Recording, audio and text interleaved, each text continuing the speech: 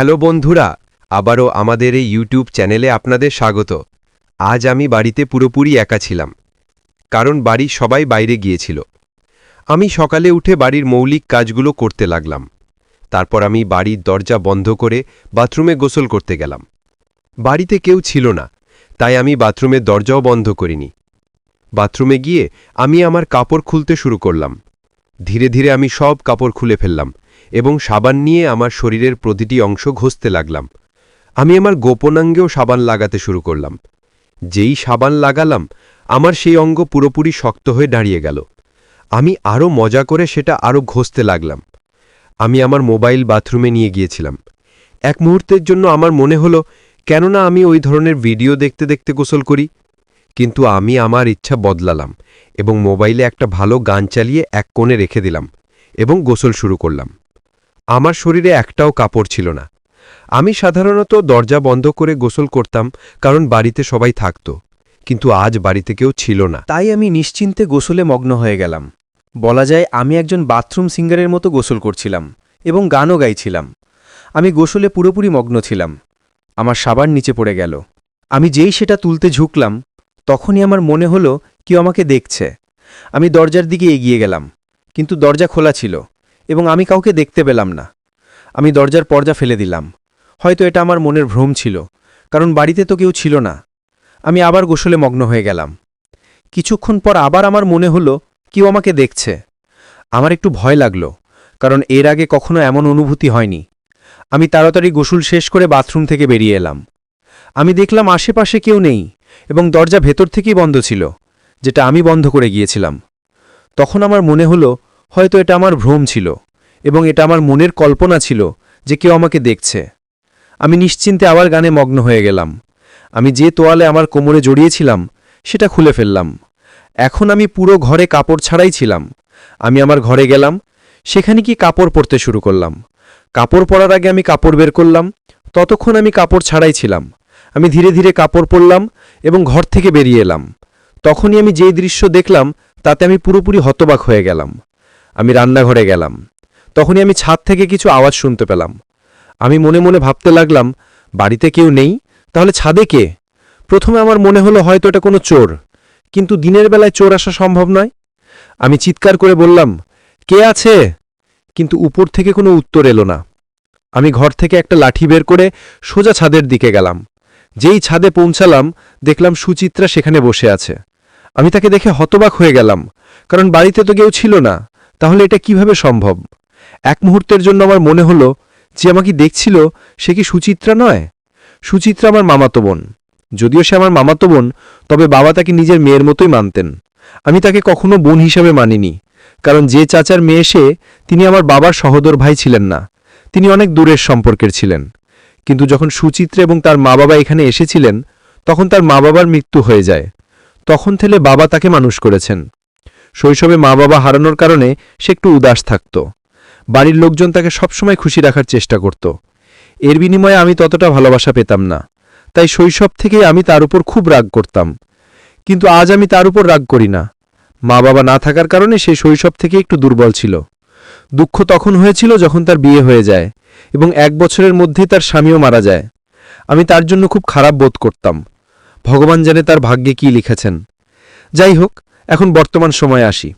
আমি জিজ্ঞেস করলাম, সুচিত্রা, তুমি ছাদে কি করছো? তুমি মা বাবার সাথে যাওনি? সে বলল, না, আমি যাইনি। আমার আর সুচিত্রার বয়সে তেমন পার্থক্য নেই। আমিও তার সমবয়সী। আমরা দুজনেই 22 বছরের। কিন্তু আমি অনেক বেশি পরিপক্ক ছিলাম, আর সে সবসময় একটা বাচ্চার মতোই থাকত। বলা যায় তার মন সবসময় একটা বাচ্চার মতোই ছিল। আমার অঙ্গ এখনও শক্ত ছিল, আর সুচিত্রা যে কাপড় পরেছিল সেটা খুব নরম ছিল।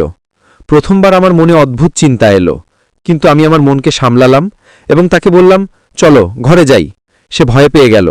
আমি তাকে বললাম, চলো তুমি নিচে বসো, আবহাওয়া খারাপ, বৃষ্টি হতে পারে, তুমি একা উপরে এসো না। আমি তাকে নিচে নিয়ে এলাম এবং ঘরে বসালাম। তখন আমার ফোনে একটা কল এলো। আমি কল রিসিভ করলাম। দেখলাম মা বাবা। তারা বলল যে তারা আজ আসবে না, কাল আসবে। আমি বললাম, ঠিক আছে, কোনো সমস্যা নেই।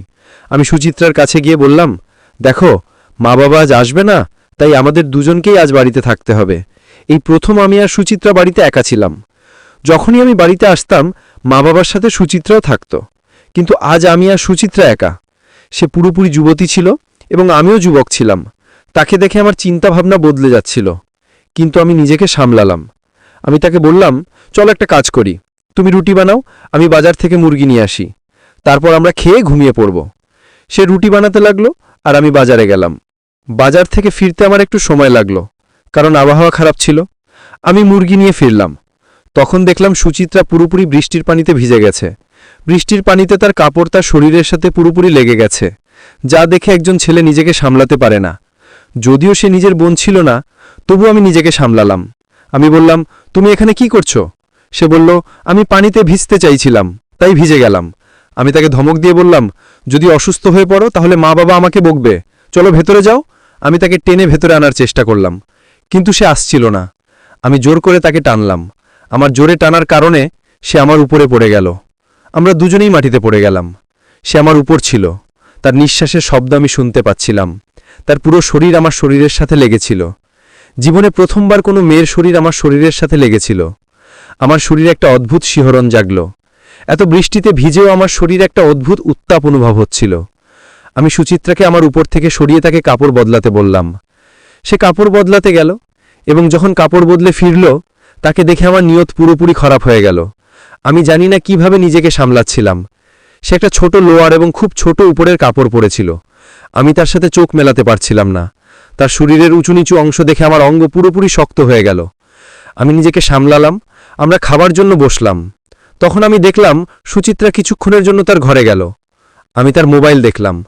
সাধারণত তার মোবাইল সবসময় খোলা থাকত, এবং আজও খোলা ছিল। আমি তার মোবাইল হাতে নিলাম। যেই তার গ্যালারি খুললাম, তা দেখে আমি পুরোপুরি হতবাক হয়ে গেলাম। আমি দেখলাম তার মোবাইলে সেই সব ভিডিও রয়েছে যেখানে ওই ধরনের কাজ হয়। এমন সময় সুচিত্রা আমার কাছে চলে এলো। সে আমার কাছ থেকে মোবাইল টেনে নিয়ে বলল, তুমি আমার মোবাইল কেন নিয়েছ? আমি বললাম, না, এমনি। এখন আমার মন পুরোপুরি সুচিত্রার দিকে ছিল। সকাল থেকে সুচিত্রার সাথে যা যা ঘটছিল এবং এখন মোবাইলে যা দেখলাম, তাতে আমি ভেতরে ভেতরে অস্থির হয়ে উঠছিলাম। আমরা খাওয়া শেষ করে নিজ নিজ ঘরে চলে গেলাম। আমার ঘুম আসছিল না। আমার মনে হচ্ছিল যেন সুচিত্রা আমার সামনে দাঁড়িয়ে আছে।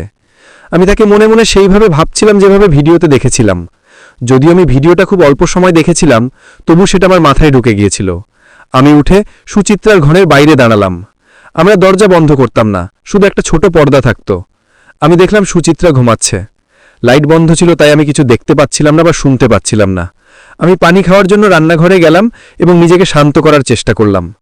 ফিরে আসার সময় শুনলাম সুচিত্রার ঘর থেকে অদ্ভুত আওয়াজ আসছে। এটা সেই আওয়াজ ছিল যেটা আমি ভিডিওতে শুনেছিলাম, অর্থাৎ সুচিত্রা সেই সব ভিডিও দেখছিল। আমি উকি দিয়ে ভেতরে দেখার চেষ্টা করলাম। সুচিত্রা পুরোপুরি নির্ভয় ছিল। তার দুই আঙ্গুল ঠিক সেই জায়গায় ছিল যেমন ভিডিওতে ছিল। তাকে এভাবে দেখে আমার চোখ খোলা থেকে গেল। এমন সময় ঘরের লাইট হঠাৎ জ্বলে উঠল এবং আমি সুচিত্রাকে সেই অবস্থায় দেখে ফেললাম। ততক্ষণে আমার অঙ্গ পুরোপুরি শক্ত হয়ে গেছিল। সুচিত্রা আমাকে টেনে তার ঘরে নিয়ে গেল এবং বলল, চলো আজ আমরা এই ভিডিওর গেম খেলি। আমি বললাম, না। আমার মন হ্যাঁ বলছিল, কিন্তু আমার জিভ না বলছিল। এমন সময় সুচিত্রা তার হাত আমার অঙ্গের উপর রাখল এবং ভিডিওতে যেমন হচ্ছিল তেমন করতে শুরু করল। তারপর সে মুখে নিয়ে ভিডিওর মতোই করতে লাগল। আমি পুরোপুরি পাগলের মতো হয়ে গেলাম। আমি আমার নিয়ন্ত্রণ হারিয়ে ফেললাম। জানি না কখন আমি আর সুচিত্রা সেই সব কিছু করার জন্য প্রস্তুত হয়ে গিয়েছিলাম, এবং তা হয়েও গেল। আমরা সারা রাত সেইভাবে ছিলাম। পরের সকাল আমি আমার ঘরে ফিরে এলাম। আমি নিজেকে ধিক্কার দিচ্ছিলাম যে আমি আমার বোনের সাথে এমন কিভাবে করে ফেললাম। কিন্তু সুচিত্রাকে দেখে মনে হলো সে পুরোপুরি সতেজ বোধ করছে। এখন থেকে এমন হয়ে গেল যে বাড়িতে কেউ না থাকলে সুচিত্রা আমাকে তার কাছে রাখত।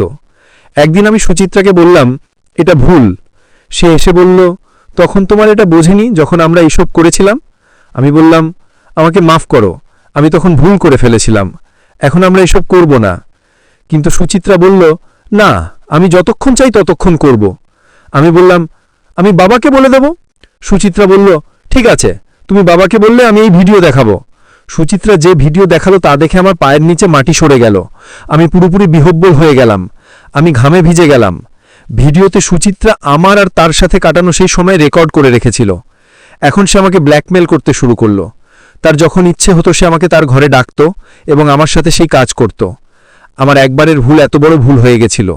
আমি এটা থামাতেও পারছিলাম না। যদি বাড়িতে বলতাম তাহলে সে আমারই ভুলের কথা বলতো। সুচিত্রার কোনো ভুল হতো না। এখন আমি কি করব?